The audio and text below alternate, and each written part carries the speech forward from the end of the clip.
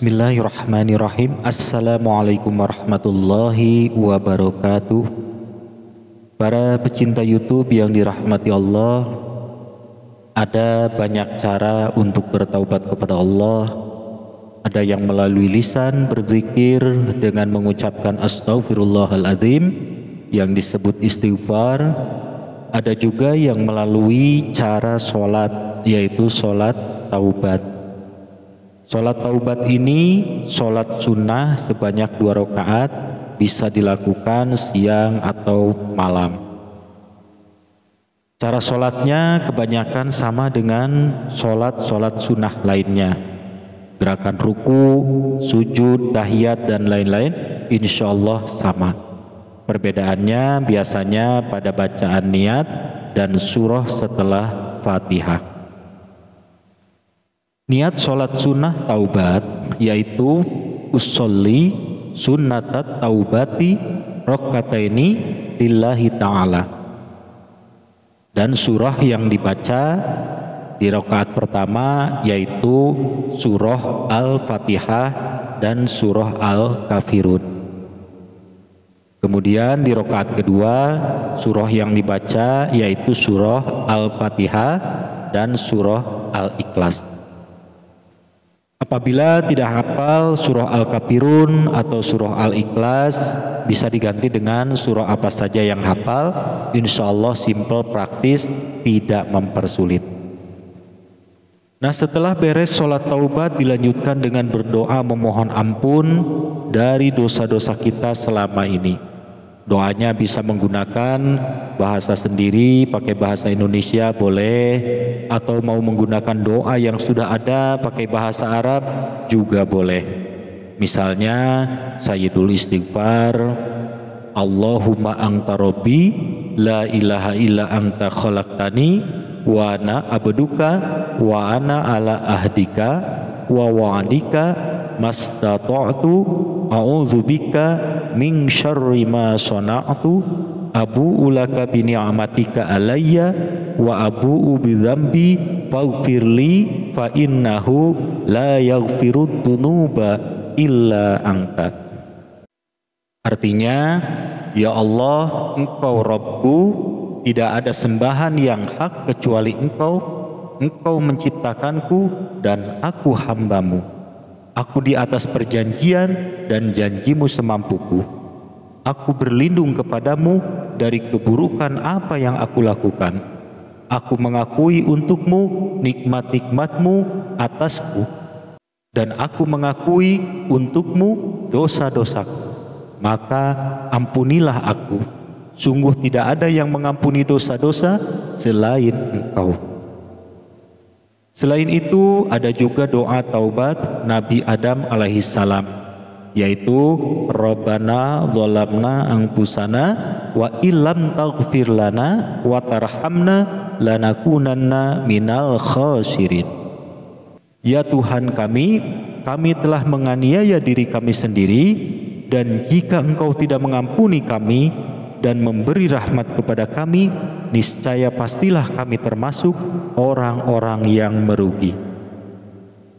Atau bisa juga dengan doa Nabi Yunus alaihissalam, la ilaha illa anta subhanaka inni kuntu minadh dhalimin.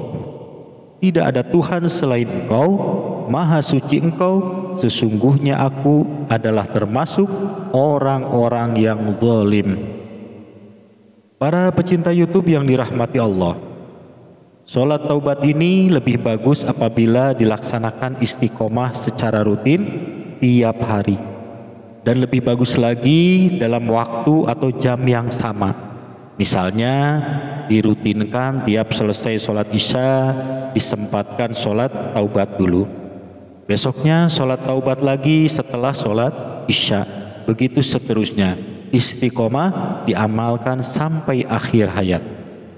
Insya Allah dikala kita meninggal, bisa meninggal dalam keadaan husnul khotimah, dan kita meninggal sudah dalam keadaan bersih, sudah diampuni segala dosa-dosa kita. Jadi meninggal dalam keadaan tenang, tidak membawa beban, dan itu tentunya menjadi harapan kita semua.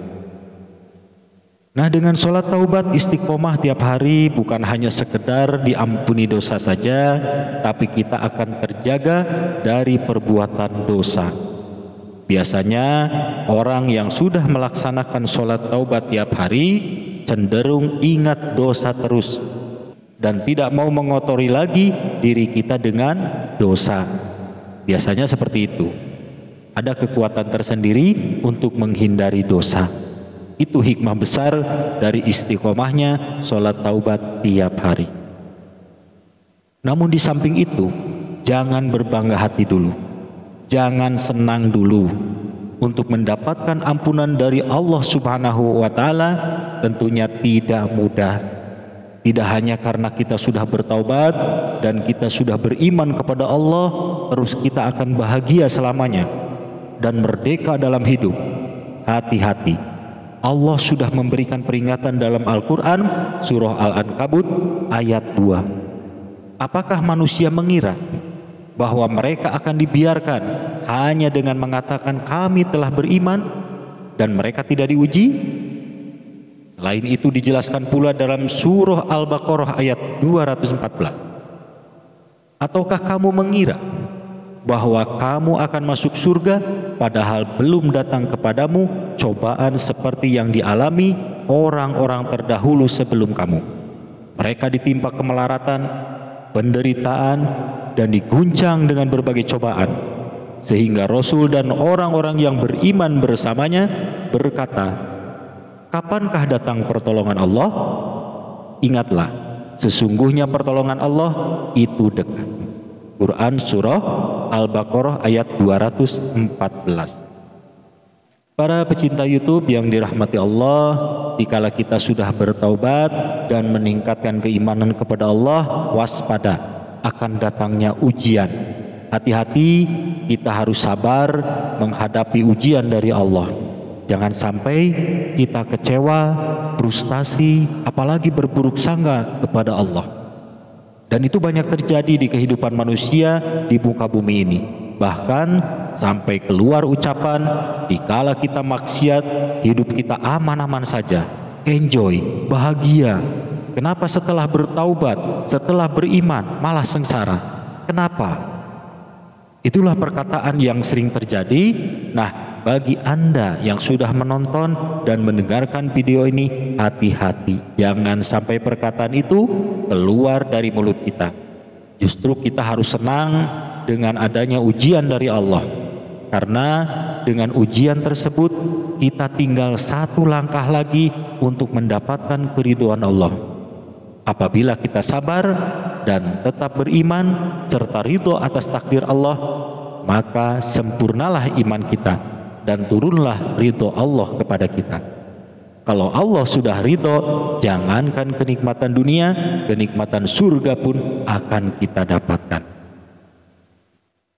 Nah, supaya kita bisa lulus dan selamat dalam ujian dari Allah, Allah sudah memberikan caranya yang tercantum dalam Al-Quran surah Al-Ghafir ayat 60. Ud'uni astajib lakum.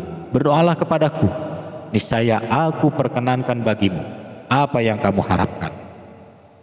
Nah, banyak-banyaklah berdoa, mohon ampun kepada Allah dan mohon diselamatkan di dalam menghadapi ujian dan gelombang kehidupan. Dan kita selamanya ada dalam lindungan Allah Subhanahu wa Ta'ala. Amin. Para pecinta YouTube yang dirahmati Allah, demikianlah, mudah-mudahan video ini bermanfaat. Silahkan di like, komen, dan subscribe. Terima kasih. Wassalamualaikum warahmatullahi wabarakatuh.